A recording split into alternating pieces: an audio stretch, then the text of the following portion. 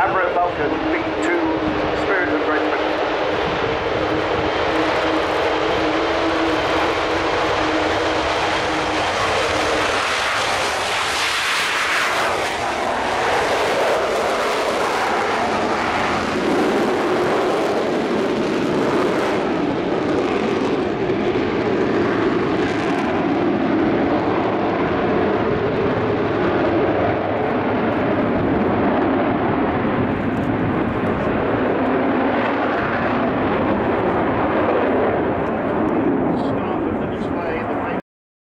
Contributing a significant proportion of that money.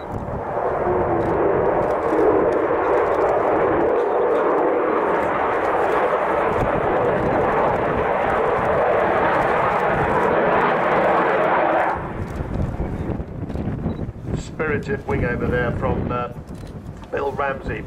Fuel out of the back. As she comes back towards us, and if you look at the underside of the aircraft, I think you'll see the bomb bay doors opening shortly. There they go now.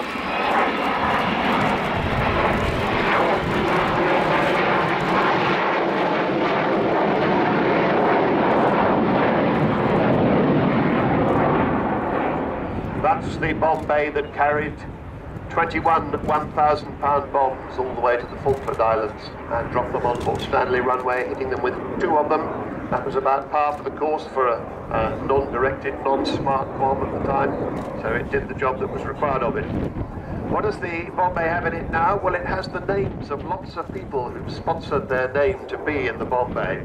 So if you would like to have your name flying in this magnificent aeroplane, you should go down to the Vulcan village at the far right-hand end, which is where Vulcan will be parked again when she lands back at the end of her display. So go down and see them down there. You can sponsor, have your name in the bomb bay as she comes back. This time I expect to see the bomb bay closing. You've got very good binoculars, you might be able to read your name in there. Bomb bay closing now. Open by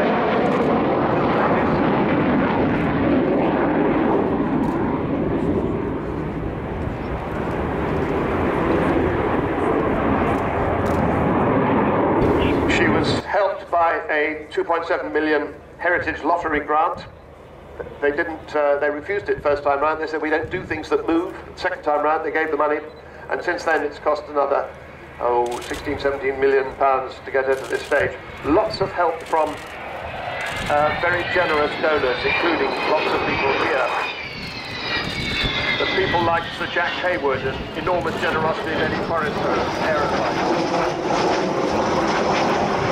Support from the Civil Aviation Authority and many other companies, AD Holdings, BAE Systems, Beagle Technology, Cranfield Aerospace, Goodrich, Kearsley Airways, Meggitt, Messier Dauchi, Rolls-Royce and Seneca Aerospace has been there for Vulcan doing this essential work since 1999.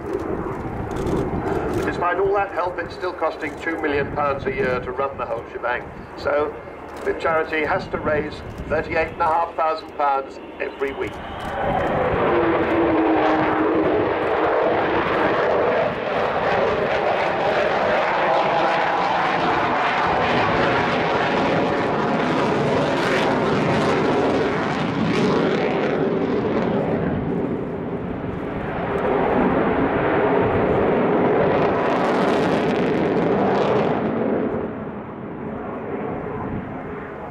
Bill Ramsey completing a spiral climb, and then he'll spiral back down again.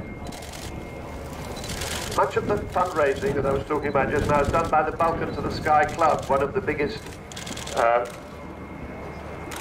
aviation restoration clubs in the business.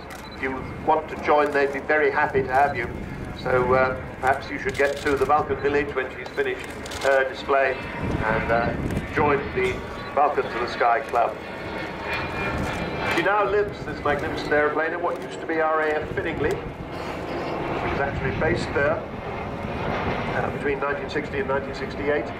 But it's now snappily known as Robin Hood Airport, Doncaster, Sheffield. She lives in a sumptuous hangar there, and she takes visitors to go and see her when she's not flying. They'll be very happy to welcome you up at Robin Hood Airport. Doncaster, Sheffield. It's easier to call it anything. Well, Taff put it quite nicely, said she's definitely female. She is very high maintenance. She requires a lot of looking after.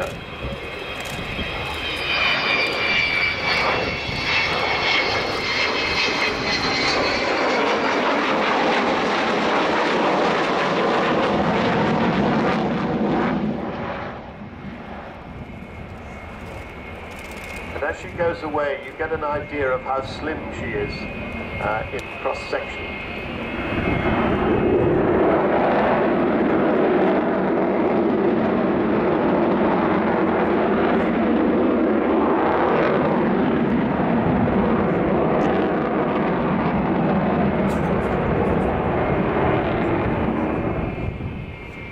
Hit the oncoming airflow and slow her down without even troubling the brakes very much.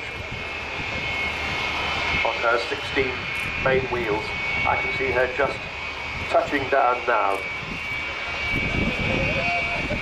So, once more, thank you to everybody who has supported this magnificent aeroplane. We're immensely proud to be able to continue to display her in front of you. We did think this was going to be her last year. There's something called Operation 2015, which may well mean that she goes on flying until the end of the 2015 season. More about that to be found out down at the multi-milliliter on the website. Look at that, air brakes out, nose wheel held high, just dropping down as she found this fly. Thank you very much for being with us. Please